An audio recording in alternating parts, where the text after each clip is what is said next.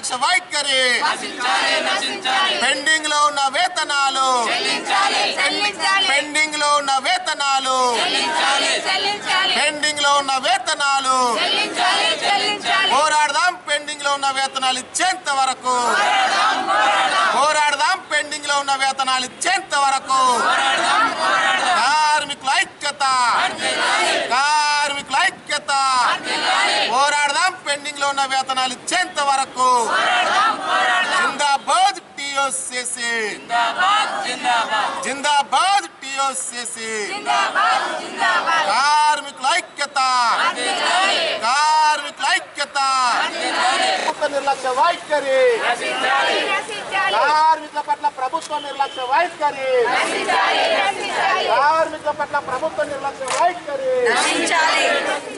పోరాడదాం పెండింగ్ వేతనాలు ఇచ్చేంత వరకు పోరాడదాం పెండింగ్ లో ఉన్న వేతనాలు ఇచ్చేంత వరకు పోరాడదాం పెండింగ్ లో ఉన్న వేతనాలు ఇచ్చేంత వరకు పోరాడదాం నశించాలి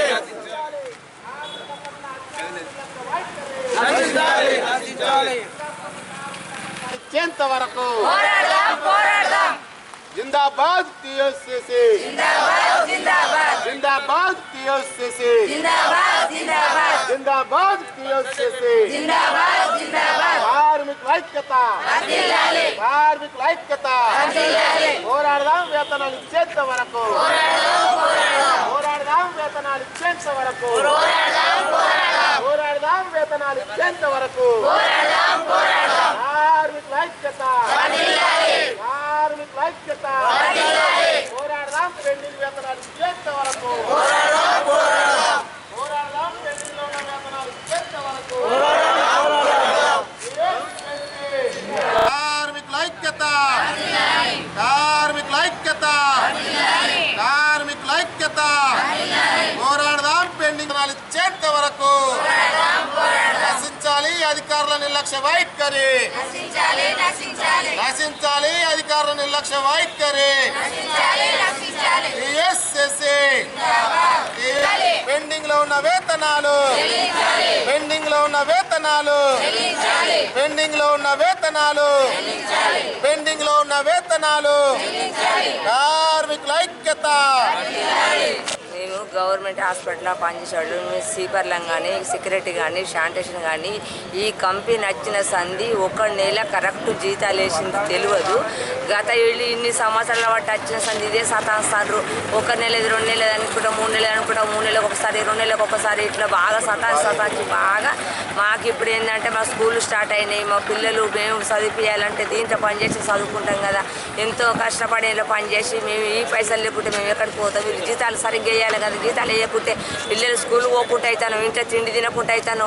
కుండలు బోళ్ళు బయట వేస్తే అందుకున్నారు కిరాయి ఉన్న కాడ తినకుండా అయితే చక్కెర వచ్చి పడిపోతాను. ఇన్ని సమస్యలల్లా మీకు అన్ని విధాల పట్టినప్పుడు లేనిది ఇప్పుడు ఎట్లా ఏది మమ్మల్ని ఎంతగానో కష్టపడమంటాను. 1 నెల ఇచ్చినా 1 నెల వేయలేదు అన్నట్టు కాదు. కాంట్రాక్టర్ పట్టిస్తుంది ఇదే సమస్యలు అవుతున్నాయి. కొన్ని 1 నెల ఇచ్చిండు ఇంకో నెల ఆగుదాం అన్నట్టు కాదు. ఎప్పుడైతే కాంట్రాక్ట్ వచ్చిస్తుంది ఇదే సతాంచుడు ఇన్నే బాధలు. ఒకళ్ళు ఎవరు పడితే వాళ్ళు బెదిరించుడు, చేయకుంటే బెదిరించుడు, చేస్తే ఒక బాధ, చేయకుంటే ఒక బాధ. ఇన్ని సమస్యలలో వెతుక్కుంటూ వచ్చిన లాస్ట్ వరకైనా ఓ పండుగలు వచ్చినా సరిగ్గా దేనికున్నా సరిగ్గా జీతం అయితే సరిగ్గా ఉండదు. ఇంట్లో మేము కొట్టుకో సచ్చినా ఏం చేసినా ఆయన చేసే పని ఆయన చేస్తాడు. జీతాలు సరిగ్గా ఎత్తలేడు. ఇప్పుడు మాకు స్కూలు స్టార్ట్ అయినాయి, అనేకమైన బాధలు ఉన్నాయి. 2 నెలల జీతం ఆయనే మాకు ఇవ్వాలి. 2 నెలలు ఇప్పుడు ఇంకో 10 రోజులు అయితే 3వ నెల వస్తుంది. ఇట్లా సతాయిస్తే మేము ఏడు చచ్చిపోడు ఏడుండు. అసలు వీళ్ళు ఎందుకు ఇలాంటి పనులు చేస్తాండ్రు? ఈ గవర్నమెంట్ చేస్తుందా? ఈ కాంట్రాక్టర్ అయిన మమ్మల్ని ఇట్లా సతాయించుడు ఇది న్యాయం కాదు. మాకు ఇప్పుడు 2 నెలల జీతం మాకు కావాలి. టీ కళావతి. ప్రభుత్వ హాస్పిటల్లో పనిచేసినటువంటి శానిటేషన్, పేషెంట్ కేరు, సెక్యూరిటీ గార్డులు కార్మికులు దాదాపు 200 మంది కార్మికులు ఈ హాస్పిటల్లో కరీంనగర్లో పనిచేస్తూ ఉన్నారు. కార్మికులకు గత 2 నెలలుగా ఇంకొక వారం రోజులు అయితే 3 నెలలు అవుతుంది.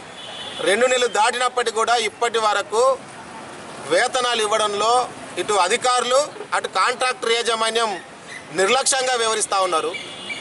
332 పడకలకు బిల్లు వచ్చింది. ఇది మొత్తం 542 పడకల గదులు అని చెప్పేసి చెప్తా ఉన్నారు. 332 పడకల గదులకు బిల్లు వచ్చినప్పటికీ కూడా కార్మికులకు జీతాలు ఇవ్వకపోవడంలో ఆంతర్యం ఏమిటో ఇటు అధికారులు కానీ అటు కాంట్రాక్ట్ యాజమాన్యం కానీ చెప్పాలి. గత 20 రోజులుగా ఈరోజు మేము ప్రయత్నం చేస్తూ ఉన్నాం. బిల్లు వచ్చింది కదా, జీతాలు ఇవ్వండి. ఈరోజు స్కూల్స్ ప్రారంభమైనాయి. కార్మికులు కిరాయిలు ఉండే కాడ ఓనర్ వెళ్ళగొట్టే పరిస్థితి వచ్చింది. పిల్లలకు ఫీజులు కట్టే పరిస్థితి, బుక్స్లు, పెన్నులు, బ్యాగులు ఇట్లాంటి బట్టలు అనేకం కొనేటి సిచ్యువేషన్ ఉన్నది. కొలనేలి పరిస్థితుల్లో ఈరోజు కార్మికులు ఇబ్బందులు పడుతూ ఉన్నారు. బిల్లు వచ్చినా కూడా మీరు అకౌంట్లో ఎందుకు పెట్టుకున్నారు? కార్మికులకు చెల్లించండి. అవసరమైతే ఇంకా 210 పడకల గదుల బిల్లు మీరు తర్వాత తెప్పించుకోమని చెప్పినా గత 20 రోజులుగా అధికారులు ఇటు యాజమాన్యం పూర్తిగా నిర్లక్ష్యంగా వివరిస్తున్నది. తప్పని పరిస్థితుల్లో ఈరోజు ఈడ పనులన్నీ బంద్ పెట్టి కార్మికులందరం ధర్నా చేయడం జరుగుతూ ఉన్నది.